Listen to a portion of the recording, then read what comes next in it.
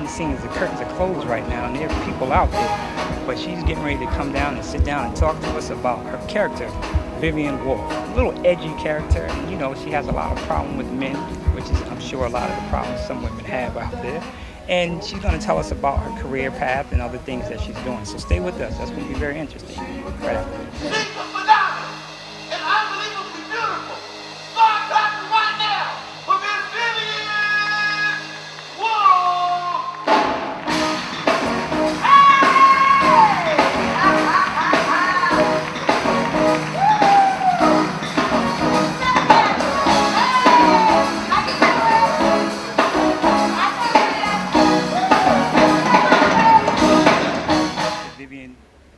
Vivian Wolf. Right? Tell us, what made you jump into that role? Tell us a little bit about her. Vivian Wolf was written custom for Vivica Fox from I'm Ready Productions, Jacarius Johnson, and Gary Gidrick. They had actually been after me for a little while to do a play with them.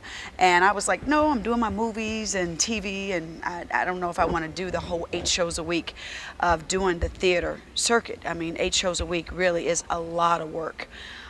So they said, you know, we'll custom write this play. We're fans of Two Can Play That Game, Set It Off. We're fans of Vivica Fox.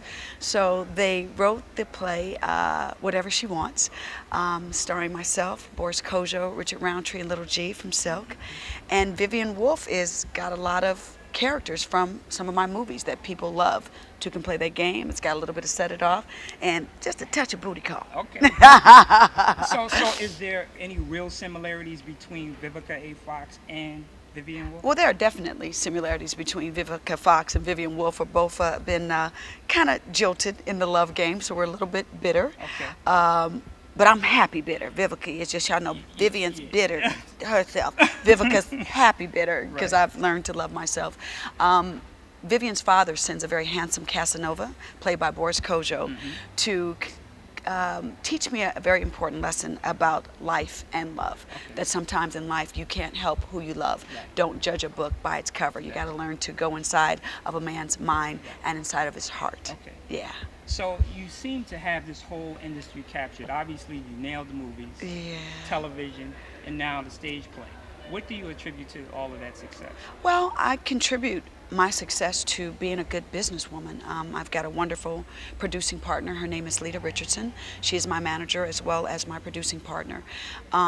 She's also a lawyer, so she's educated me along the way of learning the business that's behind the show. I always tell young actors there are 2 words to the business that we're in: show business. And the more that you find about the business that goes on behind the show, probably a longer career that you will have.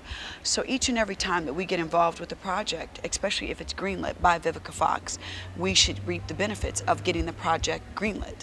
And that means sharing in the profits, sharing in everything from production to casting to script approval, that it should really be a Vivica Fox project. And that's just becoming a good businesswoman. Well, that brings you to my final question. How prepared do you think these young people are now getting into the business? You know, a lot of the recording artists who get stuck with these crazy deals. Yeah. How prepared should they be to handle not the talent part of it, but the business part of it? Well, you should be heavily involved. I mean, just don't get a paycheck. Don't just be the walking, talking robot, you know, because your career is your career. What you decide to do with your career and how long you're going to be here will depend completely upon yourself. Look at your contracts, review your contracts, you know, find out all the ins and outs of the contract. Make sure you're not getting ripped off.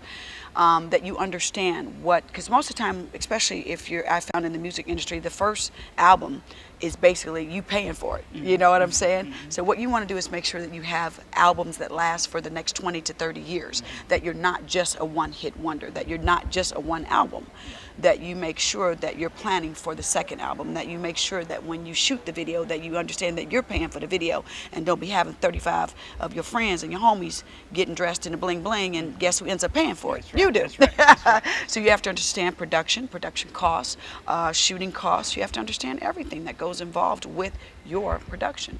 And the more that you're aware of the production and your production, probably the longer of a career you will have. After you wrap this production. What's next for you?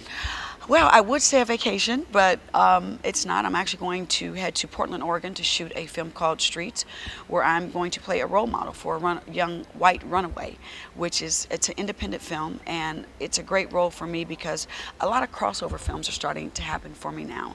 And I believe that's with the success of Curb Your Enthusiasm, Dancing with the Stars, shows that I've done that a lot of people said, I can't believe you're going to go do that. But now crossover films are coming, and when I say crossover films, they're parts that are normally given to white women that they say, you know what, why don't we go a different way, and why don't we go with Vivica Fox now? Because Will Smith has always been my role model. Will Smith has become colorless to people. You don't see him as an African American actor. You just see him as an actor that you really enjoy watching act. Well, Vivica, it's certainly been a pleasure speaking with you. Thank you so much. And good luck with the show tonight. You're welcome. I wish you continued success with your career. And we appreciate your love and support. Thank you. Welcome to Club Whatever She Wants, where we have all the answers to your dating cravings. Because, ladies, I need you to be honest now. We just love ourselves some fine black men, don't we?